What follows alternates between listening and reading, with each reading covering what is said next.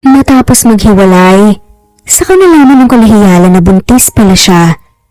Paano kung makalipas ang ilang taon, muli silang magkita at makita ng lalaki ang anak na bitbit niya at kamukhang-kamukhaan nga nito. Simulan natin ang kwento. "Mommy, play na po kami!" Sigaw nga ni Chase habang bitbit ang basket ng laruan. "Yes darling, tapos na si Mommy." Tugon naman ni Bella habang pinupunasan ang kamay mula sa kakalaba. "Yay!" Sabay-sabay na sabi nga ni Blaze at Wade. Mabilis na tumakbo papunta sa sala. "Mommy, ako po ang doktor, ikaw po ang pasyente." Ani nga ni Wade. Hawak ang laruan niya ang stethoscope. Umupo si Bella sa carpet at pinilit niya ng umiti. Kahit pagod sa buong araw ng trabaho at gawaing bahay, hindi niya magawang tanggihan ang mga anak niya. Sila ang dahilan kung bakit nga siya nagsikap. Sila ang dahilan kung bakit magaan na ang buhay nila ngayon. Kahit pa mag-isa lang siya, hindi na nga siya tulad ng dating Bella. Ngayon, isa na siyang matagumpay na single mom na may maliit na negosyo sa online selling.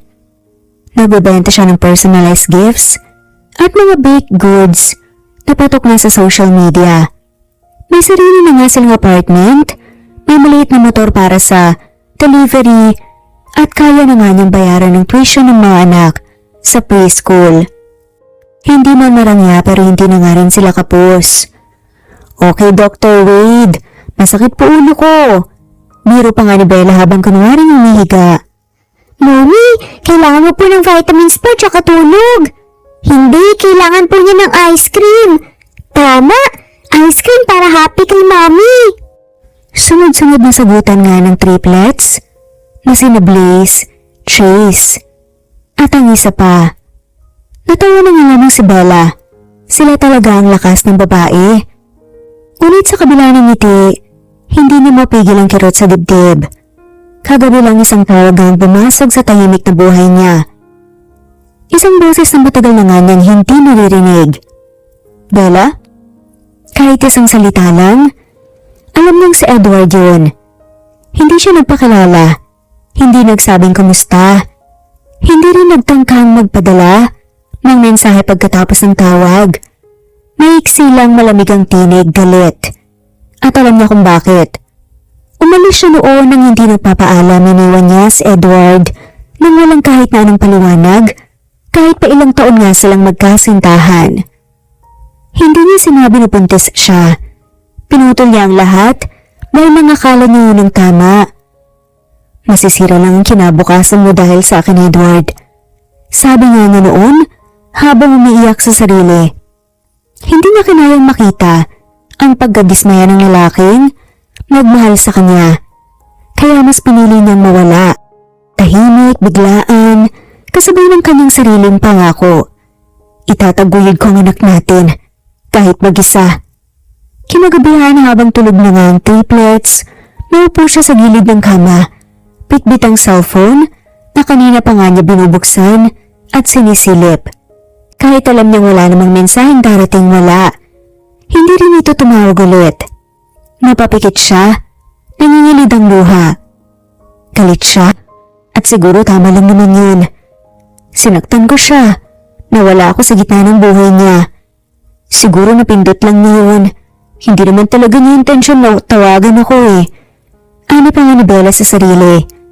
Hinila niya ang kahon sa ilalim ng kama, ang kahon ng mga alaala. Doon nakatago ang bracelet na bigay ni Edward, mga sulat nitong puno ng pangarap para sa kanilang dalawa, at larawan ng isang lalaking dati niyang minahal ng buo. "Edward." Mahina ng bulong niya.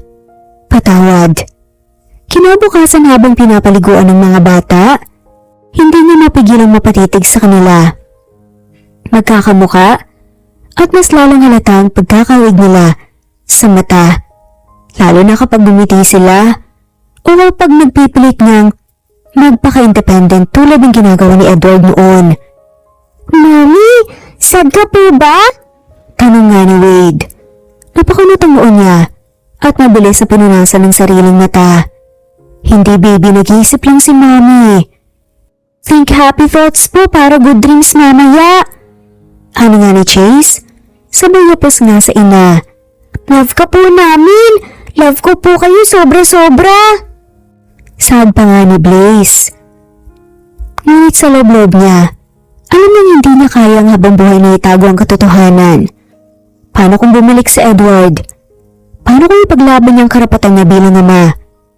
At higit sa lahat handa ba siyang harapin muli ang taong iniwan niya noon? Ang lamig ng aircon sa mall at hindi sapat para tapatan ang bigat ng kabang nararamdaman ni Bella. Kasama niya ang kanyang mga magulang at ang tatlong anak. Sina Wade, Chase at Blaze. 4 na taong gulang na nga ngayon at puno ng siglat tanong sa mundo. Suot nila ang pare-parehong kulay asul na polo at shorts na pinili nga ng kanilang lola. Nakangiti sila sumisigaw sa tuwa habang sinusundan ng bawat bagong bagay na makita sa paligid. Boys, stay close ha! Paalala nga ni Bella habang binabantayan ng mga ito sa bookstore. Habang abala sa kanyang ina, napamimili nga ng workbooks at ang kaniyang ama sa pagbabayad nga ng cashier. Siya na may saglit na lumayo para tignan ang shelf ng mga nobelang matagal na nga niyang gustong basahin muli. At doon dumating yung sandaling hindi niya inaasahan. Ang tinig na hindi niya akalaing maririnig pa. Bella? Parang tumigil ang mundo niya. Napalingon siya. Mabagal at may kaba at agad tumama nga ang mga mata niya sa isang lalaking matagal na nga niyang iniiwasan. Hindi dahil sa galit, kundi dahil sa takot at lihim. Si Edward. 5 taon at 5 taon na ngayon, hindi siya makatanggap ng kahit anong mensahe mula rito at wala rin siyang sinubukang iparating. Hindi dahil sa kawalan ng pakialam, kundi dahil sa desisyong protektahan ng anak, ang mga anak nila. Ngayon ay ito sa harap niya, mas lalong naging buo ang tindig. Maseryosong mga mata, pero familiar pa rin ang ngiti. Isang ngiti na minsang naging tahanan ng puso niya. Edward, ayun ang sagot niya ni Bella. Wow! Sambit ni Edward nakangiti ngunit halatang nabigla rin. Hindi ko inakalang dito tayo unang magkikita ulit. Ngumiti si Bella, pilit na kalmado ang mukha. Oo nga, tagal na. 5 years, right? Ang bilis ng panahon. Sad pa nga ni Edward bahagyang napakibit-balikat na nga lamang. Oo, parang kailan lang. Bulong ni Bella. May ilang segundong katahimikan. Tila parehong alam kung ano ang dapat sabihin, pareho nilang iniwasan ng tanong na alam nilang nakatago sa likod ng bawat pagngiti.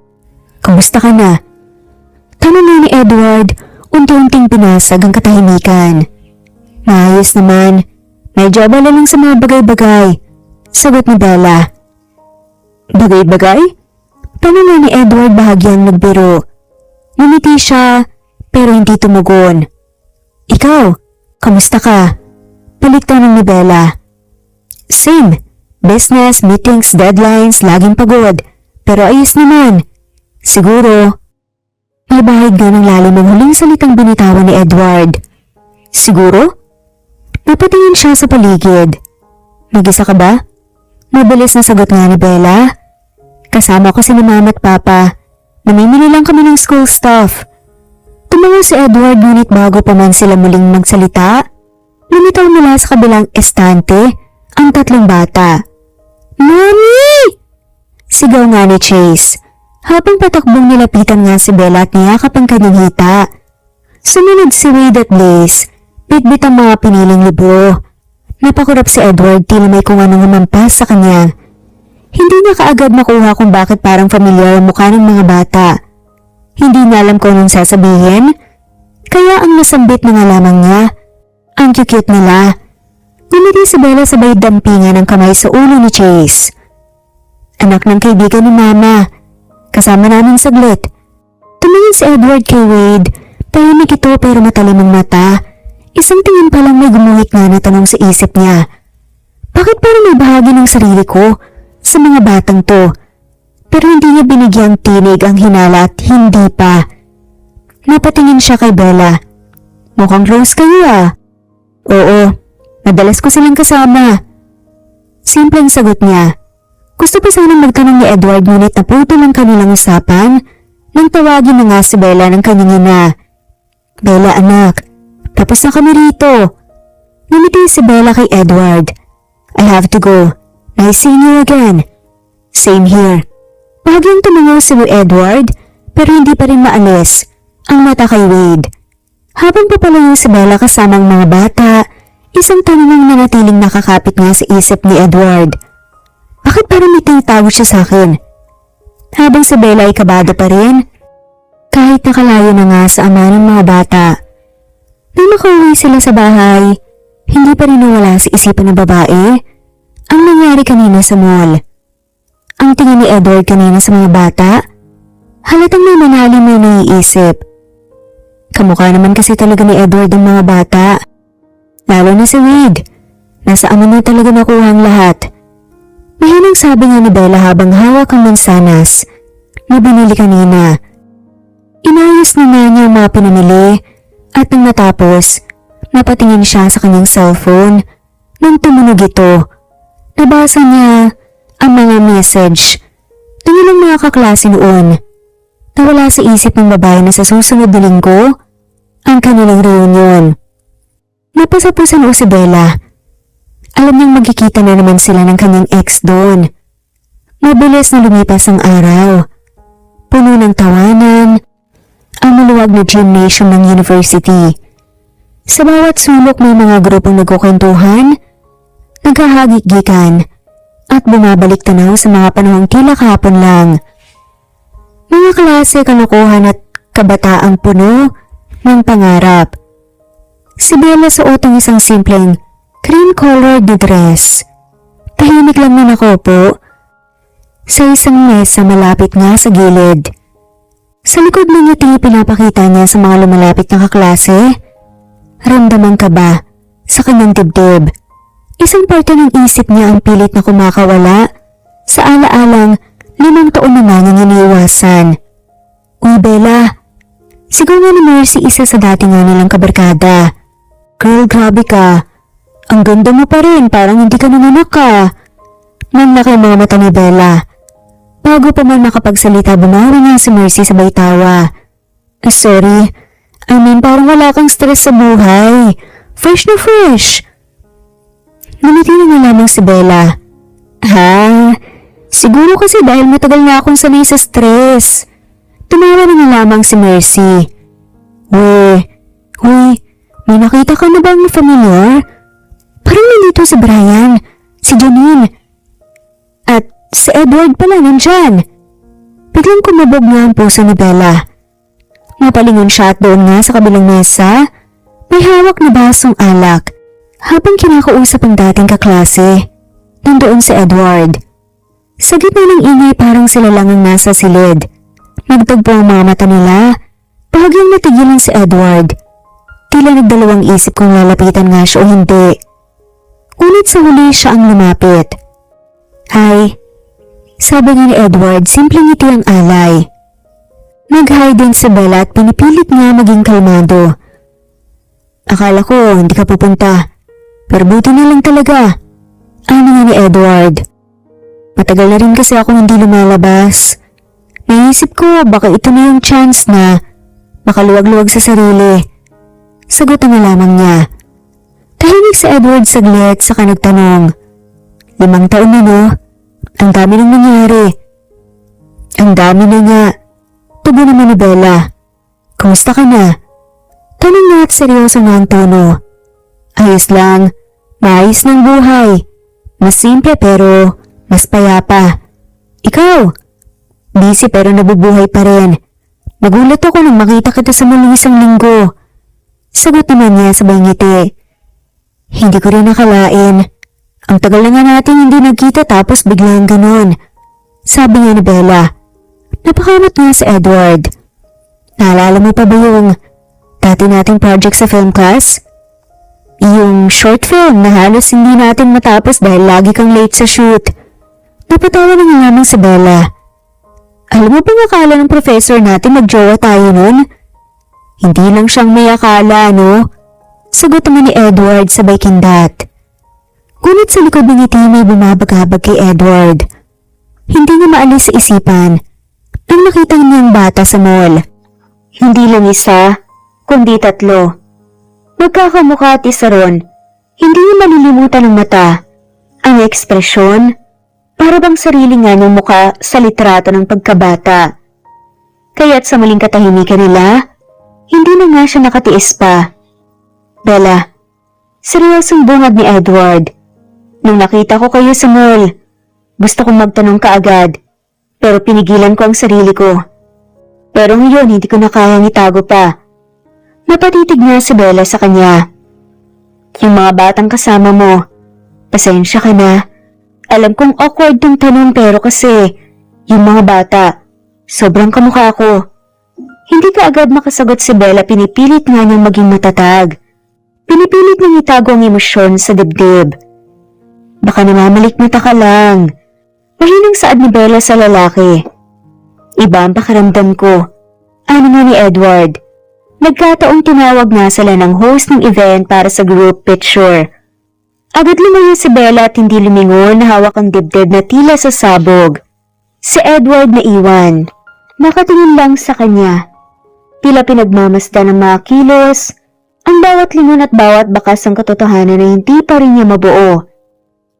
Pero sigurado nga siya sa isang bagay. May hindi siya alam at kailangan malaman niya ito. Sa mga sumunod na araw maaga pa lang, abala nga si Edward sa kanyang araw. Bilang isang prominenteng business partner at may-ari ng ilang properties, kabilang na ang isang malaking family park at playground sa bayan, sanay na nga siyang maglaan ng oras doon upang tiyakin na maayos ang lahat. Ang park ay isang paboritong destinasyon ng pamilya, puno ng mga bata at masayang magulang. Habang naglalakad si Edward sa kahabaan ng park, tinawag siya ng isa sa mga staffs. Sir Edward, andun po yung bagong play equipment na galing po sa Germany. Pacheck na lang po mamaya. Sure, mamaya puntahan ko. Sagot niya habang patuloy niya na pinagmamasdan ng paligid. Ang mga magulang nag-uusap, ang mga bata ay nagsisilbing ingay sa background.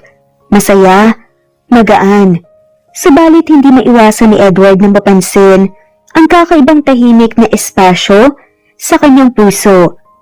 Parang na hindi tamang nararamdaman, pero hindi siya sigurado kung ano. Habang nag-iisip, nakarinig na siya ng malalakas na tawa. Mula sa isang bahagi ng playground, may 3 batang lalaki na naglalaro ng taguan. At habang ang kanilang kasamahan ay tumakbo, hindi maiwasan ni Edward na mapatingin. Ang 3 bata ay magkamukha. Lahat ay may kahawig ng mga mata. Mga malalalim at mapanuring mata na katulad ng sa kanya. Lahat ay may parehong kayumangyang kutis at may parehong itsura nga ng buhok. Sa bawat galaw nila may mga alaala nga siyang biglang siniksik sa kanyang isipan. Kasing kinis nga ng mga ulap ang kanilang mga muka. Habang naglalakad ang isa sa mga batang lalaki papalapit sa swing, nag-usap ang dalawa. Sabay sabing, "Wade, wag mong kunin yung laruan yan kay Chase ha? Share lang dapat." Ang sabi nga ng isa, "Wade, Chase, please?" Pilog ang mata ni Edward sa narinig. 3 pangalan lalaki magkakamukha, tila piraso ng kanyang nakaraan ang bumangon sa kanya. Hindi na nga niya kaya pangalisin ang mga paningin sa kanila. Sa isang iglap nakita niya ngumiti ang isang bata sa kanya, si Blaze. "Hi kuya!" Bati nga ni Blaze sabay hawak. Kumaway din ito. Si Edward na unang ang nagulat, hindi na alam kung paano sumagot. Itong kasama nga ni Bella sa mall. Hindi siya pwedeng magkamali. Napilitang ngumiti nga si Edward kahit may kaba. "Hi!" Tugon niya kahit hindi mawari kung ano nga ang nararamdaman. Habang naglalakad siya, papalayo, ramdam niyang parang tinusok ang puso niya sa simpleng salitang yun. Bumalik siya sa mga empleyado ng park, pero may nararamdaman pa rin siyang hindi mailarawan. Parang may namumuong mga tanong sa kanyang isipan, ngunit wala nga siyang sapat na lakas para ituloy ito. Habang papalapit siya sa parking lot, bigla siyang tinawag ng isang staff mula sa kabilang bahagi ng park. Sir Edward, yung supplier po ninyo dito na. Napalingon si Edward at kumaway sa staff na tumawag sa kanya. Habang papalayo siya, muling bumalik ang mga imahe ng 3 batang iyon sa kanyang isipan. Hindi maiwasan ni Edward na magtanong sa sarili, hindi ba't parang masyado silang pamilyar? Bumalik sa kanya ang mga mukha ng mga bata at ang kanilang mga ngiting may alam siyang nakatagong kwento. Dahil sa napakakomplikadong sitwasyon, hindi siya makapagdesisyon kung anong gagawin.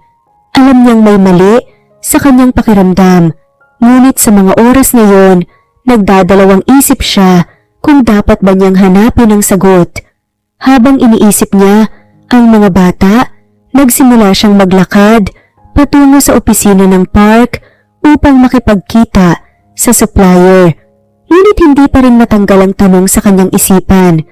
Habang dumadaan siya sa mga kalsadang puno ng mga sasakyan at mga naglalakad, hindi maiwasan na muling sumagi sa isip niya ang kanilang mga pangalan. Wade, Chase, Blaze.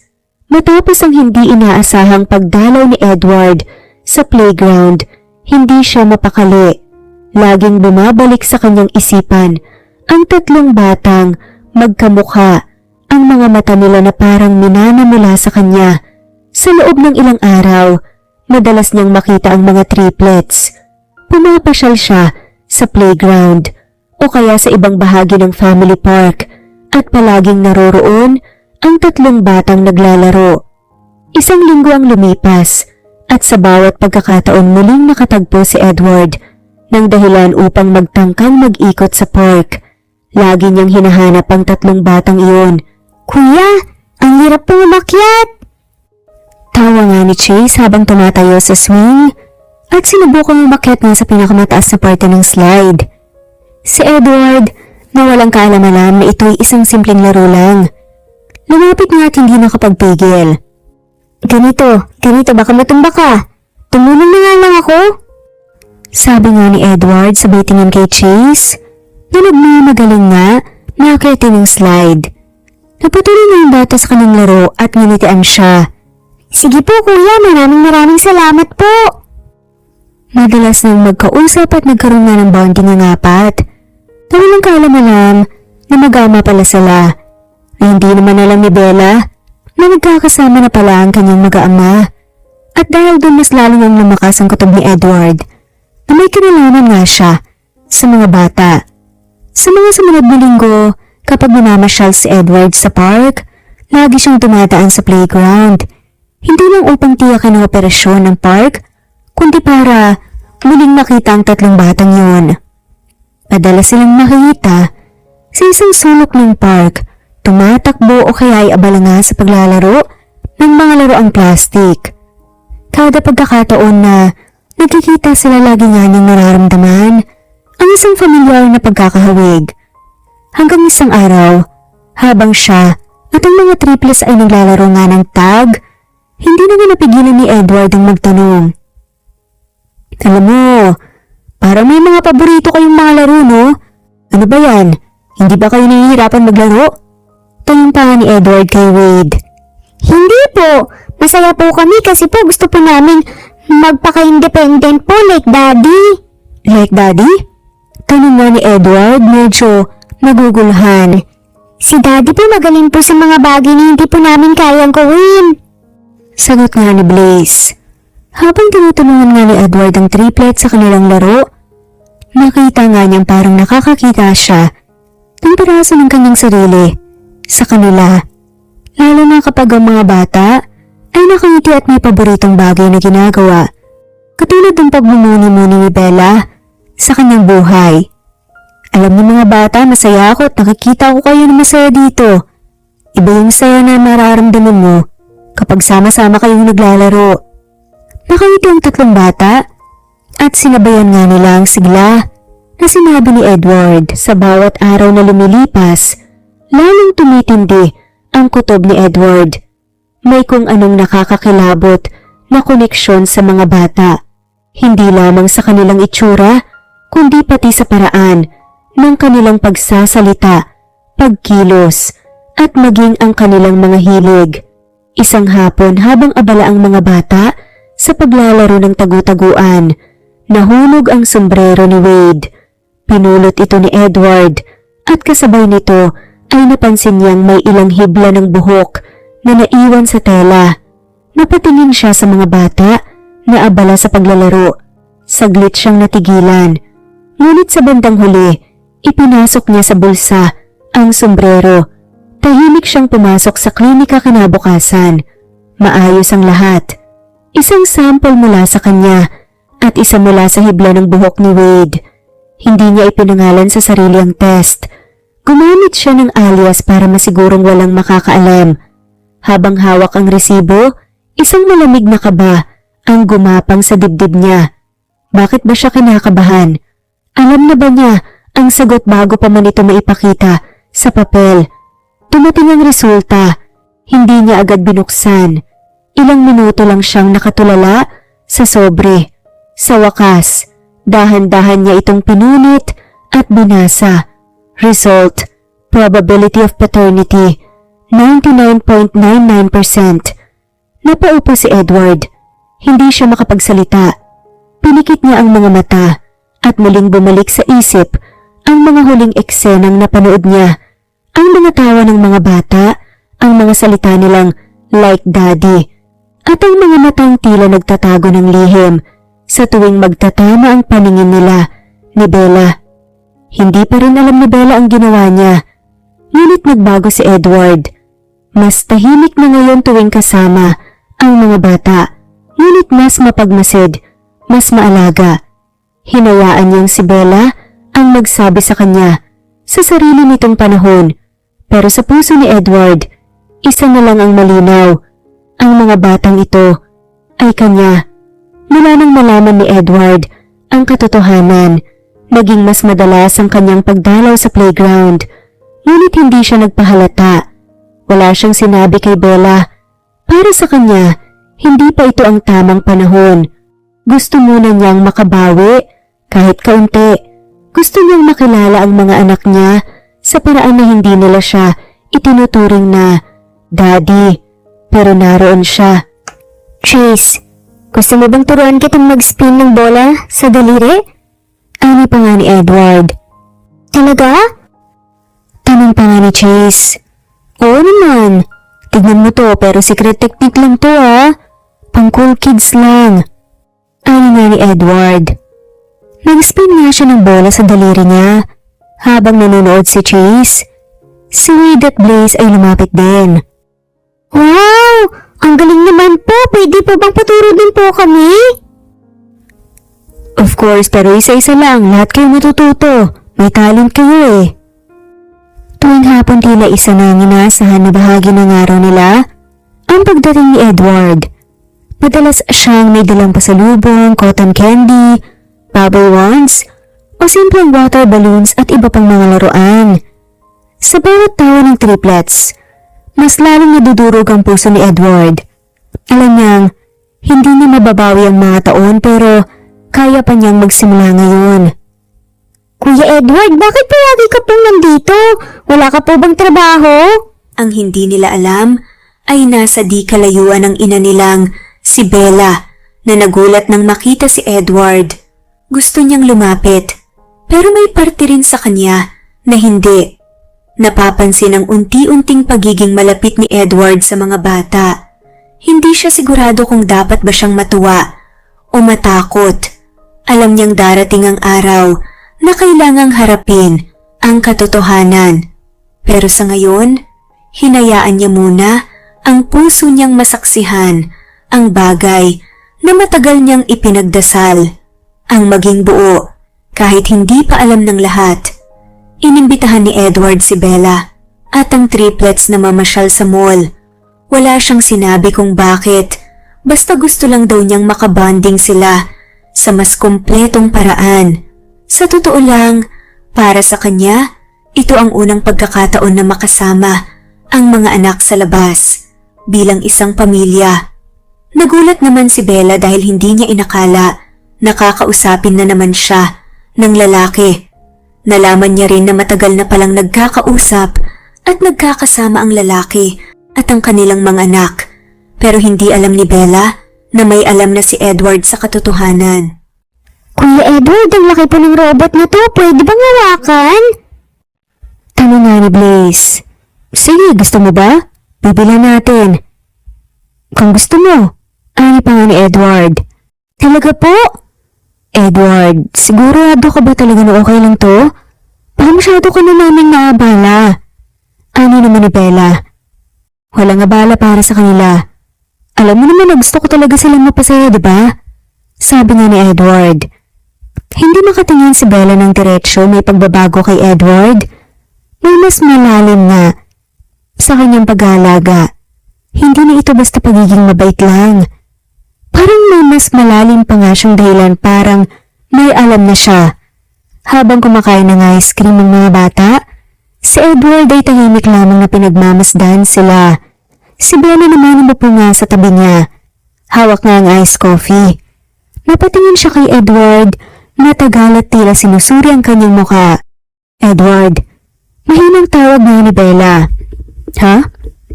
Bakit parang mas kilala mo na sila ngayon? Tanong nga ni Bella. Siguro kasi madalas ko na silang nakasama. Madaling mahalin yung tatlong yan. Nakangiting sabi pa nga ni Edward. Hindi sumagot si Bella. Tahimik lamang siyang tumingin sa mga anak. Saka muling bumaling kay Edward. Tuon niya napansin ang titig nga nito kay Wade. Yung uri ng titig na may alam. Hindi basta koneksyon kundi kumpirmasyon. Naglaro sila ng basketball, air hockey at racing games. Nagpaligsahan nga si Edward at ang triplets sa pagkuha ng plushie sa claw machine. Tumatawa si Chase, si Blaze ay todo cheer, at si Wade naman ay masayang nanalo ng maliit na dinosaur plush toy. Kuya Edward, pwede pa bang ikaw na lang po ang daddy namin? Biglang saad nga ni Wade. Biglang tahimik nga si Bella. Si Edward bagaman, nagulat ang ngumiti nga ng bahagya. Hindi alam kung matutuwa ba o masasaktan. Kung ako ang papipiliin, matagal ko nang ginusto yun. Ani naman ni Edward. Hindi na kumibo si Bella. Sa dami ng ingay sa mall, tila ang puso niya lang ang dinig na dinig niya. Nais niyang sabihin ang totoo, pero may takot pa rin. Pero sa pagkakataong ito, baka siya na lang ang hindi pa handa. Tapos na ang masayang araw. Nasa likod ng sasakyan ng triplets, pagod sa kakatawa at kakalaro, at mahimbing ng natutulog. Si Bella at Edward ay parehong tahimik habang naglalakad papunta sa sasakyan. Ang dating magaan na usapan, ngayon parang binabalot ng bigat nang hindi nasasabi. Pagpasok nila sa loob, naupo si Bella sa passenger seat. Tahimik. Si Edward, hindi pa ini-start ang kotse. Nakatitig lang sa manibela, sa kadahan-dahang nagsalita. Bella, may sasabihin ako. Ano nga ni Edward? Seryosong mukha nito habang nakatingin kay Bella. Napalingin si Bella. Tahimik lang na naghintay nga sa kung ano mang sasabihin ng lalaki. Alam ko na. Anong alam mo? Kinakabahang tanong nga ni Bella. Alam ko na ako ang ama ng mga bata. Ano nga ni Edward? Tumigil naman ni Bella. Hindi niya alam kung ano uunahin. Ang pagtanggi, ang pag-iya ko ang pagtanggap. Pero wala siyang nasabi. Wala siyang naitanggi dahil totoo to. Kailan mo nalaman? Tanong nga ni Bella. Matagal-tagal na rin. Nagpa-DNA ako, Bella. Kinuha ko yung buhok ni Wade. Hindi ko gustong saktan ka, pero kailangan kong malaman. Ano nga ni Edward habang nakatingin sa babae? Akala ko, kaya kong itago ang habang buhay. Nagiwas nga ng tingin si Bella. Hindi nagsalita si Edward. Tumagalid siya. Tinitigan nga si Bella hindi galit, kundi puno ng panghihinayang at pangunawa. Hindi mo na kailangan itago pa. Hindi mo kailangan akuhin mag-isa. Yung bigat, kung sana sinabi mo noon pa. Sana kasama mo ako sa lahat ng yun. Pero nandito na tayo. Ani nga ni Edward. Natakot ako, Edward. Sa buhay mo, sa mundo mo. Ayoko isipin mong pinilit ko ito. Nasinira ko ang plano mo. Kaya tiniis ko. Kahit araw-araw akong lumuluha habang dinadala ang mga bata. Sad pa nga ni Bella. Pero wala kang sinisira. Ang totoo, Bella. Kung hindi dahil sa kanila, baka hindi ko na rin makita pa kung ano talaga ang mahalaga. Turan pa nga ni Edward. Natahimik silang muli sa pagitan ng mga buntong hininga at ingay ng sasakyang dumaraan. Pareho nga nilang alam, ito na ang simula ng pagharap nga ng katotohanan. Pwede ba ako maging parte ng buhay nila, Bella? Hindi lang bilang kuya, kundi bilang ama nila buong buo. Ani pa nga ni Edward. Simula pa lang gusto ko na yun. Takot lang talagang humadlang. Umiiyak na sambit nga ni Bella. Sa unang pagkakataon, sabay nilang tinanggap ang bigat ng nakaraan at ang pag-asang dala ng muling pagsasama. Sa sasakyan yun, sa katahimikan ng gabi nagsimula nga ang bagong kabanata. Kinabukasan maagang dumating si Edward. Hindi na nga bilang kuya o family friend, kundi bilang ama na gustong simula ng bagong yugto. Si Belang nagbukas ng pinto. Wala nang pag-alinlangan sa kanyang mga mata. Pagod na rin siyang magtago. Sa loob naroon ng triplet sa sofa sabay-sabay na nanonood ng cartoons. Pagpasok nga ni Edward, agad silang sumigaw. Kuya Edward! Sabay-sabay na tawag nga ng mga bata. Hi, champion! Pwede ba akong umupo dyan sa tabi niyo? Nakangiting sabi pa nga ni Edward. Umupo siya sa gitna ng tatlo at agad silang sumiksik sa kanya. Tila ba automatic nga na may lugar siya roon. Humingang malalim si Edward. Si Bella na upo nga sa kabilang gilid, tahimik na nakikinig. May gusto kong sabihin sa inyo. Importanteng bagay. Namiss ko kayong makasama araw-araw pero gusto kong sabihin ng totoong ngayon. Ani pa nga ni Edward. Ano po yun, kuya? Tanong pa nga ni Wade. Hindi lang ako, kuya. Ako talaga ang daddy niyo. Tumahimik ang buong sala. Wala na isang bagay kahit sa TV. Parang huminto ang mundo ilang segundo. Talaga po? Ani nga ni Chase. Oo anak, daddy niyo ako. At kung papayag kayo, gusto ko sana makasama kayo sa habang buhay. Hindi lang tuwing weekend o sa playground. Ani pa nga ni Edward. Pero bakit ngayon na lang pong sinabi yan sa amin? Tanong nga ni Wade. Nalaman ko lang din kamakailan. Pero nung una ko pa kayong nakita, may naramdaman na talaga akong kakaiba. Parang may parte sa puso ko na gusto kayong mas makilala. Ano nga ni Edward? Napatingin ang tatlong bata sa isa't isa. Si Wade ang unang tumayo. Tahimik na lumapit kay Edward at niyakap siya. Kasunod niya si Chase at Blaze, parehong tahimik pero mahigpit ang yakapan. Akala ko wala po kaming daddy. Ano nga ni Wade? Nandito ako, hindi na ako mawawala pa. Naiyak na sabi naman ni Edward. Pwede ka na po ba namin tawaging daddy? Ano pa nga ni Blaze. Simula ngayon gusto ko kayong marinig araw-araw. Masayang sambit ni Edward. Si Bella tahimik na umiiyak mula sa kinauupuan. Hindi na nga niya kailangan pang magsalita. Sa sandaling to buo na ang pamilya niya. Isang bagay na akala niya never mangyayari. Daddy, pwede po tayo maglaro ulit mamaya? Ano nga ni Chase. Hindi lang mamaya, araw-araw kung pwede. Masayang sabi naman ni Edward.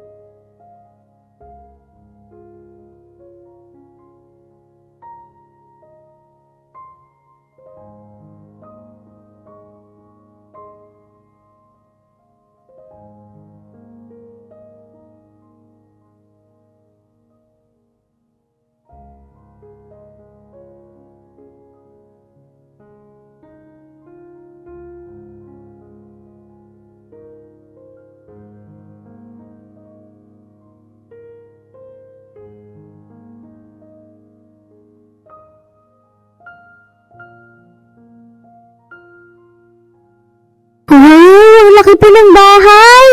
Parang may castle tayo, Mami! May sarili po ba kaming kwarto, Daddy? Sunod-sunod na tanong nga nila Chase, Blaze at Wade. Hindi lang kwarto. May playroom pa kayo. Tara, ipapakita ko sa inyo. Nakaiting sabi nga ni Edward. Habang busy ang mga bata sa pagtingin sa mga silid, si Bella ay tumayo nga sa garden. Tahimik, pinagmamasdan ng paligid, pero ang puso niya magulo. Lumapit nga si Edward, hawak ang 2 tasa ng kape. Alam kong hindi ka komportable. Nakikita ko sa mga mata mo. Ano nga ni Edward kay Bella. Hindi ako nababagay dito, Edward. Wala akong alam sa ganitong buhay. Sabi nga ni Bella. Pero ang mga anak natin, they deserve discomfort. And you deserve peace, Bella. Hindi mo kailangan laging magtiis. Ano pa nga ni Edward? Hindi perang kailangan ko. Hindi mansyon. Hindi mamahaling gamit. Ang kailangan ko respeto at paniguradong hindi kami iiwan. Ano pa nga ni Bella? Hindi ako perpekto, Bella. Pero mula nang malaman kong may 3 akong anak, lahat nagbago. Hindi ko sinasabi ito para iligtas ka. Gusto kong makasama ka. Kayo. Hindi dahil kailangan ko kundi dahil gusto ko. Seryosong sabi pa nga ni Edward. Tumahimik si Bella. Tumulo ang luha niya. Hindi sa sakit kundi sa bigat nga ng desisyong kailangan niyang tanggapin. Hindi siya sigurado kung anong hinahanap nga at hinaharap nga ang naghihintay. Pero isa lang ang sigurado siya. Para sa triplets, gagawin niya ang lahat. Okay, pero sana wag mong gawing kulungan ang mansyon na to Ano nga ni Bella? Of course not. Hinding-hindi. Sagot naman ni Edward. Nakahiga na nga ang mga bata sa bagong kama. Bawat isa ay may hawak na stuffed toy mula sa mansyon. Sa sulok si Bella at si Edward ay magkatabi. Pagod nga pero tahimik na masaya. Mami, thank you po Ang saya po namin dito. Tsaka po masaya po kami kasi buo na po tayo sa wakas. Saad pa nga ni Wade at Blaze. Buo na tayo mga anak simula ngayon. Nakaiting sabi nga ni Edward. Ang mansion ay naging tahanan at sa gitna ng yaman at ganda ng paligid, ang pinakamahalagang yaman ay nahanap na ang pamilya.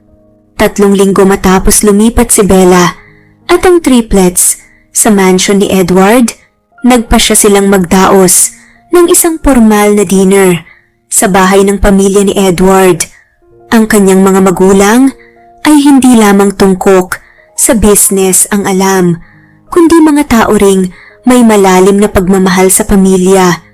Magkasama si Bella at Edward sa isang eleganteng kotse patungo sa mansyon ng pamilya ni Edward. Ramdam ni Bella ang kaba, ngunit si Edward ay tahimik at matatag. Hinawakan siya sa kamay. Hindi mo na kailangan maglala, Bella. Kung may isang bagay akong alam, ang pamilya ko ay laging nandyan para sa akin. Saad nga ni Edward. Hindi ko alam kung paano nila kami tatanggapin. Kinakabang sagot naman ni Bella. Makikita mo, naniniwala akong magiging okay ang lahat. Paniguradong saad nga ni Edward. Pagdating nila sa bahay nga ng pamilya ni Edward, agad silang sinulubong ni Sofia, ang ina ni Edward, at ang kanyang ama na si Charles. Ang unang reaksyon ng mga magulang ni Edward ay puno ng init at malasakit. Edward, Bella and the kids, welcome! Masayang pagbati nga ni Sofia. Hi Bella, kumusta ang adjustment sa bagong bahay? Ano nga ni Charles sa babae? Mabuti po, salamat po sa inyong pag-welcome. Masayang saad nga ni Bella sa mag-asawa, habang ang mga matatanda ay nag-uusap nga. Si Blaze, Wade at Chase abala sa pakikipaglaro sa mga anak ng mga business associates ni Edward. Agad nilang nakuha ang atensyon ng mga bata ng pamilya ni Edward. Wow! Ang dami palang mga laruan po dito. Parang sa bahay lang po namin. Mommy, Daddy, look, may malaking treehouse po sila Saad naman nila Chase, Blaze at ni Wade din. Nakakatuwa ang mga bata, Bella. Mukhang masaya sila.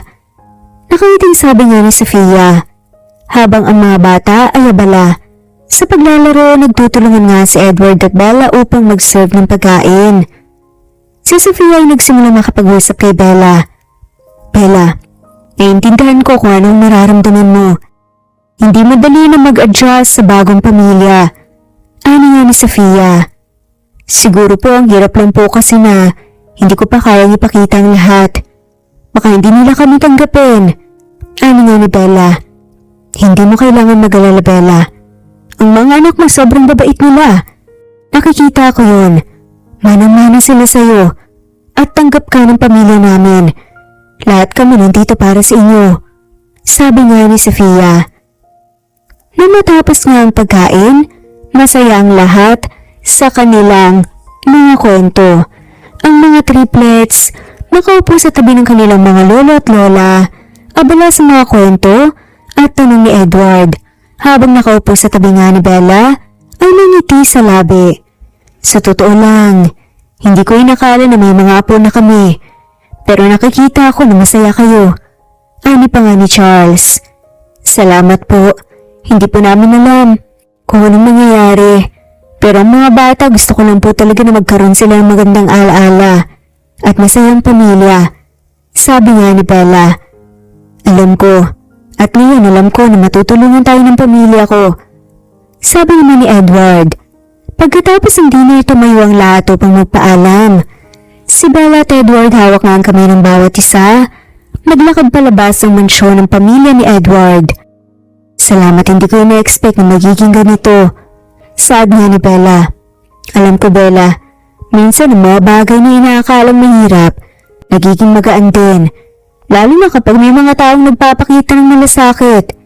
Sambit pa nga ni Edward. Tama ka, ang pamilya niya puno ng pagmamahal. Sabi naman ni Bella. Lumipas ang mga linggo at sa ilalim ng iisang bubong, si Bella at Edward ay nagsimulang magtulungan.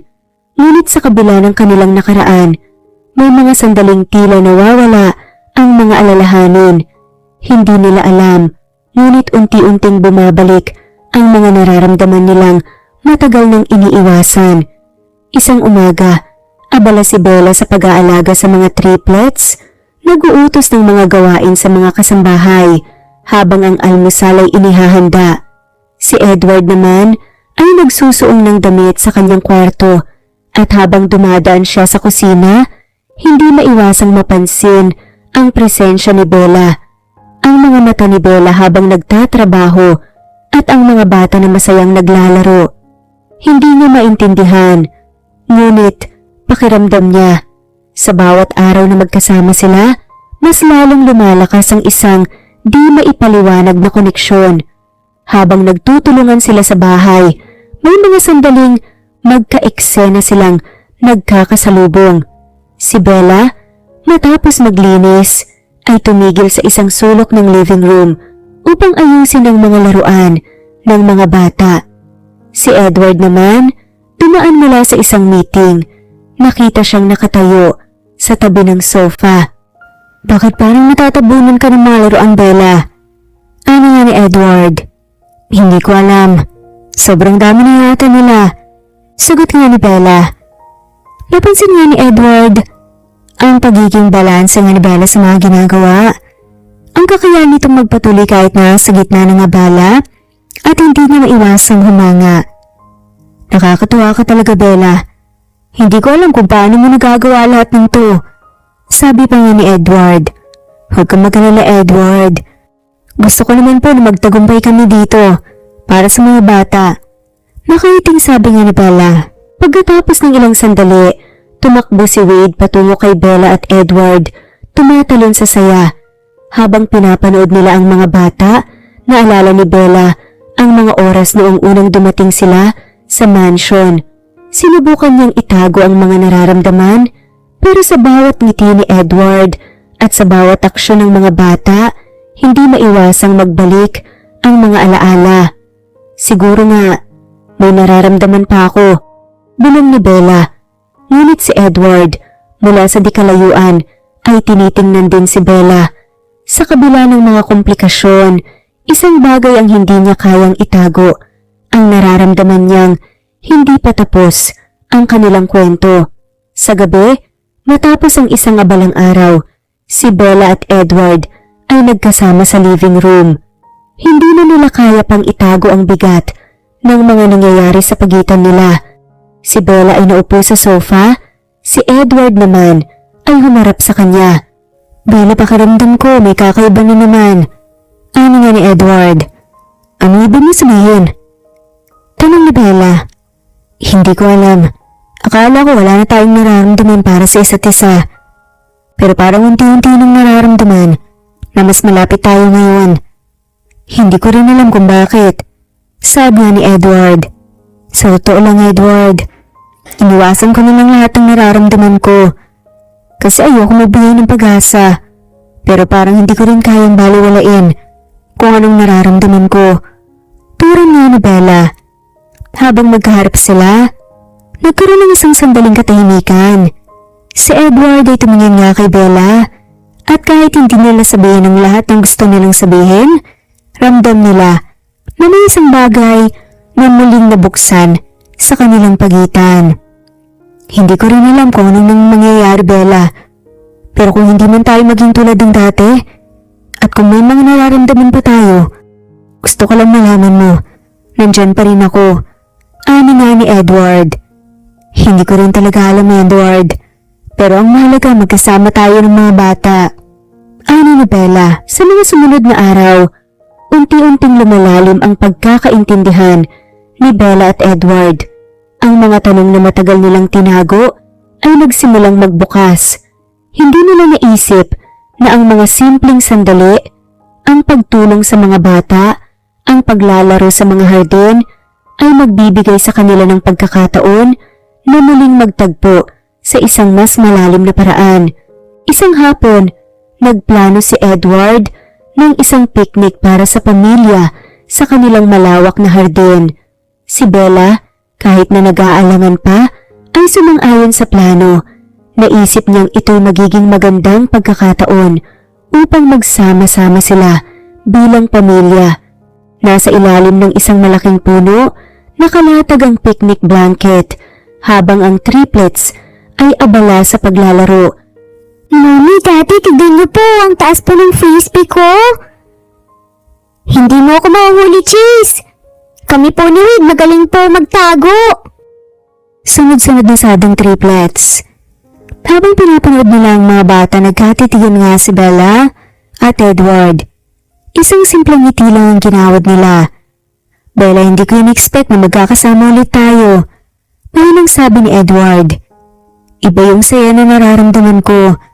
Alam ko na lahat tayo ay masaya. Masaya ako dahil magkasama tayo. At dahil masaya ang mga bata. Ani nga ni Bella. Matapos ang masayang paglalaro, ng mga bata naglakad nga si Edward at Bella sa isang tahimik na bahagi ng hardin. Habang abala ang mga triplets sa kanilang bagong laro, nagkaroon sila ng pagkakataon na mag-usap ng mas pribado. Bella, habang nagsisimula na lumapit nga si Edward kay Bella, narinig nila ang malalakas na tawanan ng mga triplets na papalapit. Mabilis nilang itinigil ang kanilang ginagawang usapan. Ngunit ang mga mata ng mga bata puno ng saya. Mommy, Daddy, alam niyo po ba? Naiisip namin na mas maganda po kung lagi po tayong magsama-sama.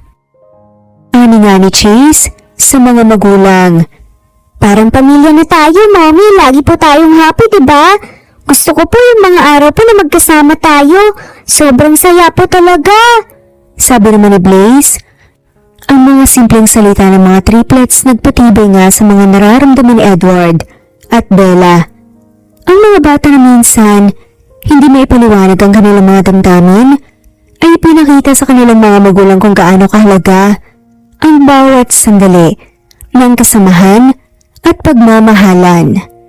Masaya ako't masaya tayong lahat. Nakangiting bati nga ni Bella. Ayun, Bella, nakikita ko ng mga bagay na hindi ko nakita dati. Hindi lang tayo magulang ng mga bata. Mas nagiging pamilya tayo. Salamat. Ano ni Edward habang nakahawak nga sa kamay ng babae.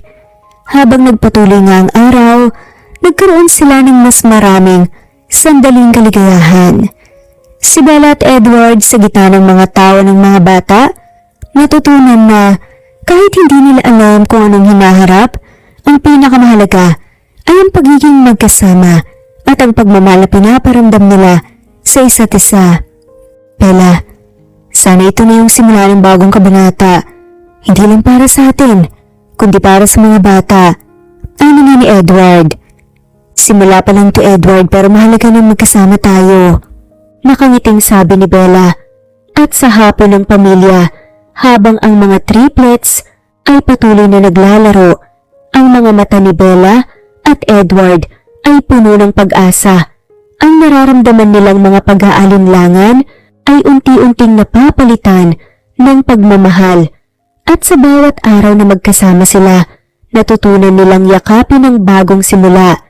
Hindi lamang bilang magulang, kundi bilang isang pamilya.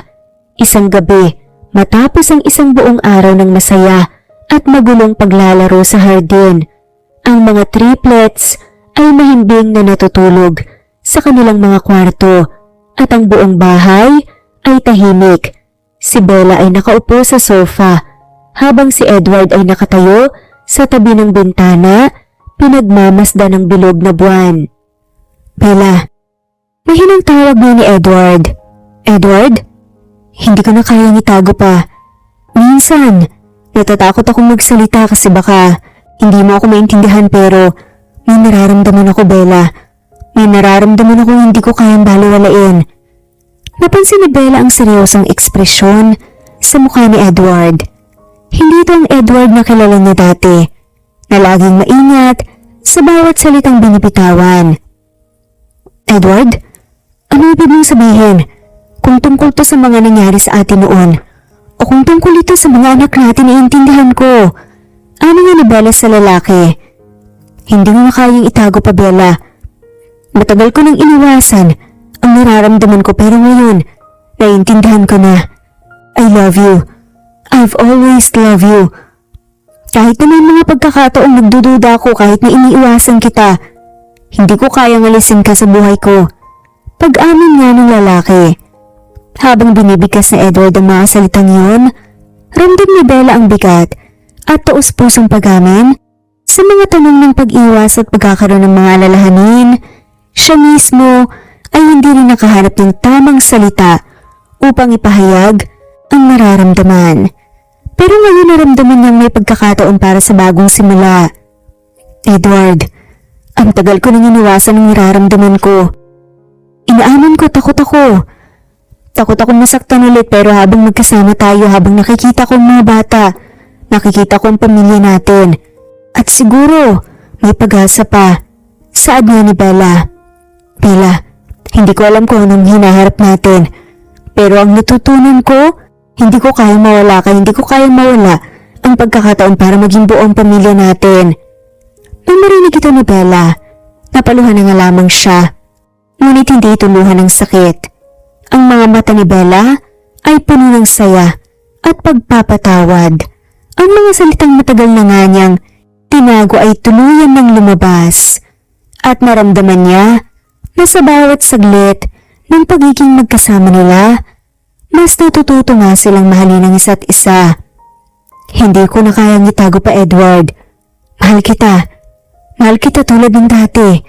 Masaya ako na may pagkakataon pa tayong magbago. At masaya ako na may mga anak tayo at magkasama tayo sa lahat ng to. Sabi nga ni Bella. Bella, ngayon ko lang na-realize na ang bawat sandali na magkasama tayo ay isa talagang biyaya. I love you. I love you more than I've ever said. Malamping na saad pa nga ni Edward sa ilalim ng malamlam na ilaw ng silid. Ang mga salitang ito ay hindi lamang mga pangako, kundi isang pag-amin na magpapabago sa lahat ng bagay. Si Edward at Bella ay hindi na nag-aatubiling magpakita ng kanilang tunay na nararamdaman. Ang distansya na matagal nilang itinago ay tuluyan ng naglaho. At ngayon, nakatayo sila sa harapan ng isa't isa. Ang mga mata nila ay puno ng pagmamahal. Bella, Edward. At sa huling pag-amin ng kanilang mga damdamin, nagtagpo ang kanilang mga labi. Ang unang halik na iyon ay puno ng pagnanasa, ngunit higit pa roon, puno ng pagbabalik loob at pagtanggap. Isang halik ng pagkakasunduan at pagmamahal na hindi na matitinag. Sa mga sumunod na araw, ang bawat pagtagpo ng kanilang mga mata ay may bagong kislap ng pagmamahal, habang ang mga triplets ay patuloy na masayang naglalaro at namumuhay sa ilalim ng isang bubong. Si Bella at Edward ay natututo na muling magtiwala at magpatawad. Bella, salamat. Salamat sa lahat ng pagkakataon na binigay mo. Ano nga ni Edward sa kasintahan? Wala kang dapat ipagpasalamat, Edward.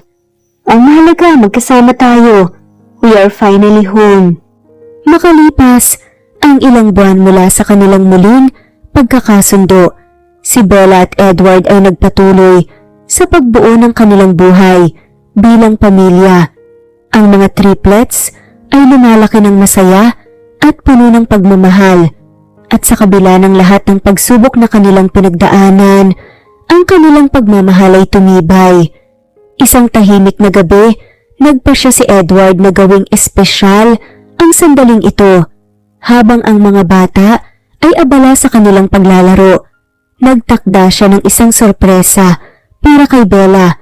Isang proposal na magbabalik loob sa lahat ng kanilang pinagmulan. Love. Ano nga ni Edward sa girlfriend? Love? Ano to? Tanong nga ni Bella sa nobyo. Si Bella ay nakatayo sa isang hardin na pinalamutian ng mga kandila. Ang buong paligid ay punong-puno ng mga bulaklak at mga lilim ng gabi. Ang bawat detalye ay masusing inihanda ni Edward habang tinitingnan niya si Bella ng may pagmamahal. Love, mula nang nagkakilala tayo, minsan masaya, minsan malungkot. Marami tayong pinagdaanan, pero sa bawat hagbang, natutunan kung gaano kita kamahal. Hindi ko kayang isipin na wala ka. Kaya naman, Bella, gusto ko sana magpatuloy tayo sa pagbuo ng isang pamilya, maging mag-asawa. Will you marry me? Naiiyak na saad nga ni Edward. Edward, yes. Oo naman. I will marry you and I love you so much.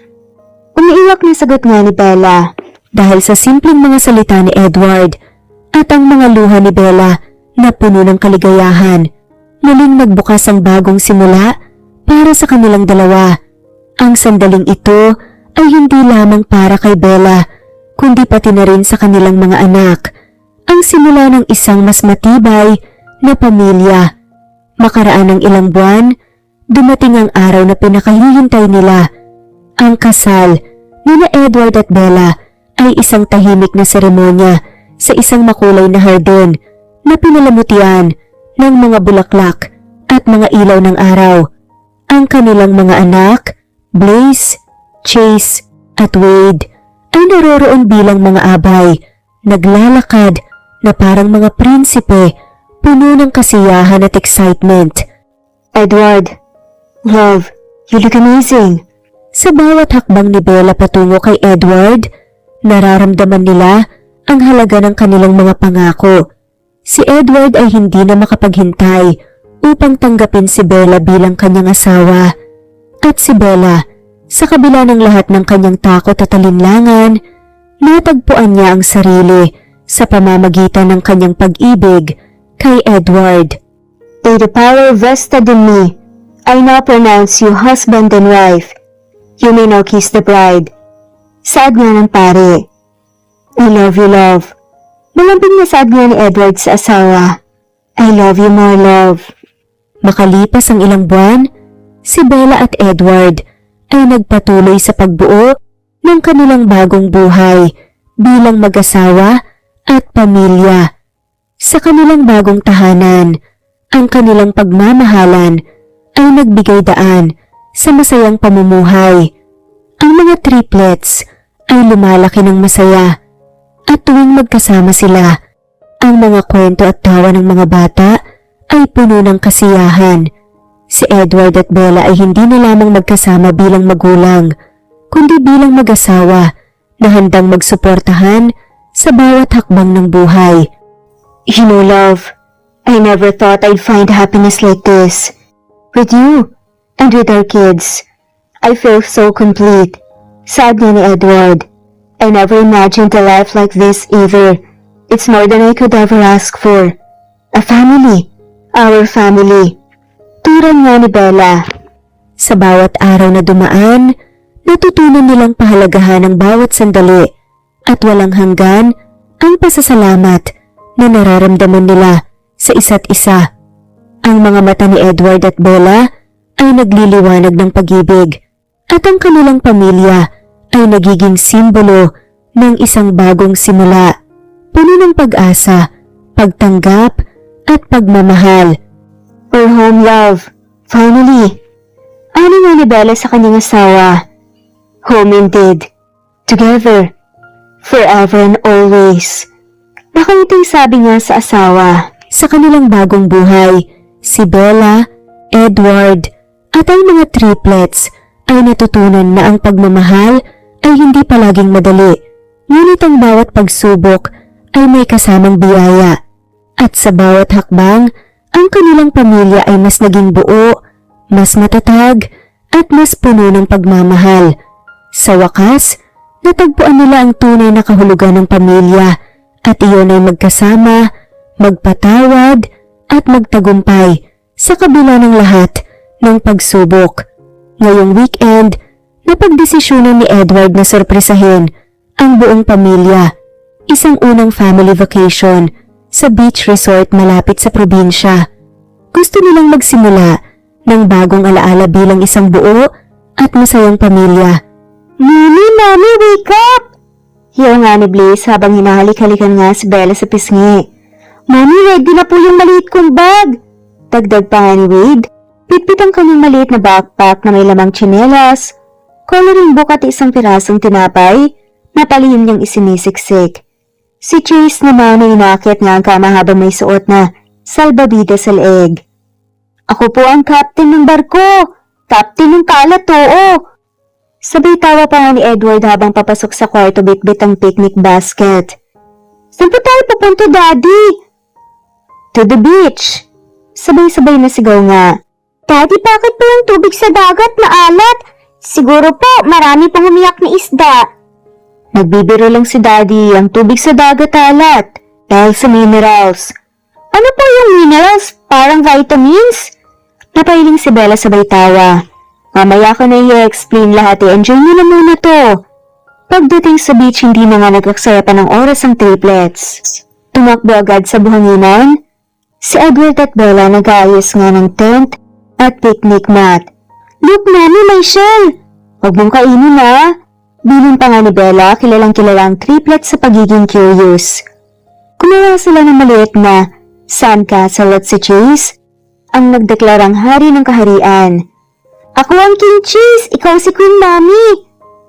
Ano naman ako? Bodyguard! Sabay-sabay na sigaw pa nga ng tatlo. Nagtawanan sila habang unti-unting pinabawat nga ng init na araw at saya ng pamilya ang kanilang paligid. Sa ilalim nga ng lilim, nagsalo-salo sila sa homemade chicken sandwich at kung ano-ano pa. Daddy, bakit kayo nagpakasal ni Mami?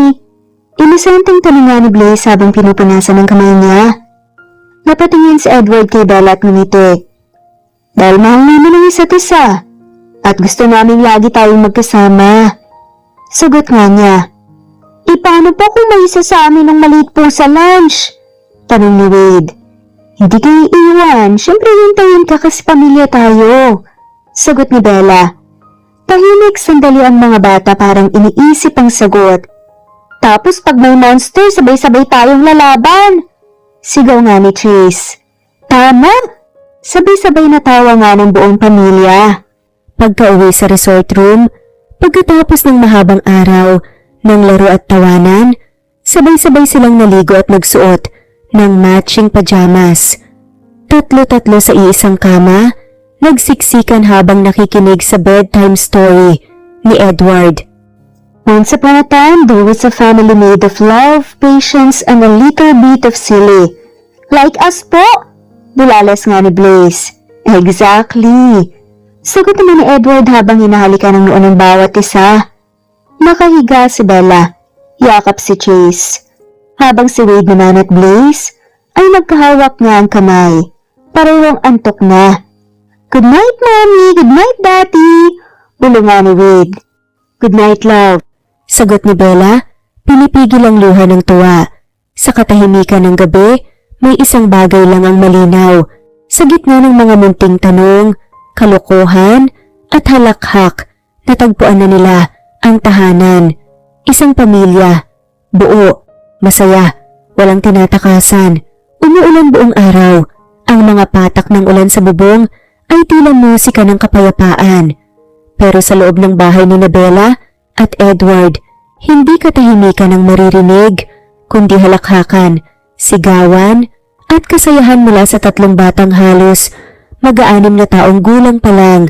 Si Bella naman ay nakaupo sa gilid ng sofa, hawak ang phone at kinukuhanan sila ng video, hindi mapigilan ng tawa. Super Blaze, Captain Chase, and Shield Wade to the rescue! May monster sa kusina, kailangan ng tulong! Sigaw nga nila Blaze at Wade. Agad namang pumasok si Edward, may suot na apron at hawak na wooden spoon. Ako ang kalaban yung halimaw, hindi kayo makakalusot. Sigaw nga ni Edward habang naglalakad na parang giant. Attack! Sigaw nga ng triplets. Sabay salubong nga sa kanilang tatay, tinutulak nga siya ng sabay-sabay habang humahalakhak. Si Bella naman ay nakaupo sa gilid ng sofa. Hawak ang phone at kinukuhanan nga sila ng video. Hindi mapigilan ng tawa. Naku, pag pinost to, lagot kayo kay Daddy. Sabay kindat nga ni Bella. Wag, Mommy, secret mission to! Sigaw naman ni Chase. Pagkatapos ang kanilang superhero battle, nagtungo na nga lamang sila sa kusina. It's cookie making time! Isa sa mga paboritong bonding nga ng pamilya. Ako ang maglalaki ng chocolate chips! Wag sobra, saway nga ni Bella. Si Edward abala nga na naghahalo ng dough habang si Wade naman patuloy ang pagsingot nga ng amoy. Parang amoy love. Love? Natatawang tanong nga ni Edward. Yung ganito, yung amoy ng masayang bahay.